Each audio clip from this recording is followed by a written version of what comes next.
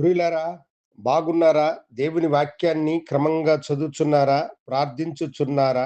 నేటి ధ్యాన వాక్యము యెషయా గ్రంథం 62వ అధ్యాయము 4వ వచనం. యెహోవా నిన్ను గూర్చి ఆనందించుచున్నాడు. దేవుడు మనలను బట్టి ఆనందించుచున్నాడంట. యథార్థ హృదయము కలిగిన వారై దేవునికి నమ్మకమైన బిడ్డలముగా మనము జీవించినప్పుడు దీ దేవుడు మనలను బట్టి ఆనందించువాడై ఉన్నాడు. దేవుని కృపకు ఎవరైతే పాత్రులముగా ఉంటామో, ప్రభువుకి సంతోషమును కలుగు చేయువారమై ఉంటామో, అలాంటి వారిని బట్టి ప్రభువు ఆనందించువాడై ఉన్నాడు. యోబును గురించి సాతానుతో దేవుడు సాక్ష్యమిచ్చినప్పుడు, నా దాసుడైన యోబుని చూసితివా, అతడు ఎంత యథార్థ హృదయము కలిగినవాడో, ఎంత నీతిని అనుసరించి నడుచువాడు అని అతని గురించి సాక్ష్యం చెప్పాడు. అంటే యోబు యొక్క యథార్థ ప్రవర్తన దేవునికి అంతగా ఇష్టకరమైనటువంటిదిగా మారినది. అవును దేవుని బిడ్డ, ఈ లోకములో జీవించే నీవు దేవుని మాటకు లోబడి యథార్థవంతుడవై ఉన్నప్పుడు ఆయన నీయందు సంతోషించును.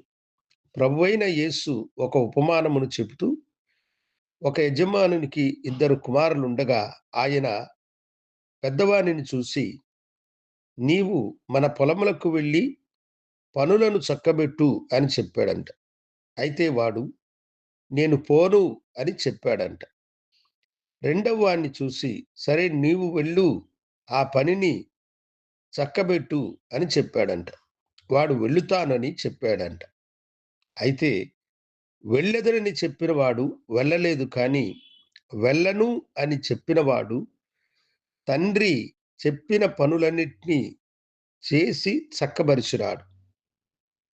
ఎవరిని బట్టి దేవుడు ఆనందించి ఉంటాడు? ఆయన చెప్పిన పనిని చేసిన వానిని బట్టే కదా! అనేక సార్లు మనము నోటితో మాటలను చెబుతాము, కానీ దానిని నెరవేర్చము. ప్రభువు మనకు చెప్పిన మాటలను మనము నెరవేర్చినప్పుడు ఆయన నిన్ను గూర్చి ఆనందించును. దేవుని సన్నిధి నీకు తోడుగా ఉండి నిన్నాశీర్వదించు. ప్రభువుకి మనలను మనం సమర్పించుకుందాం.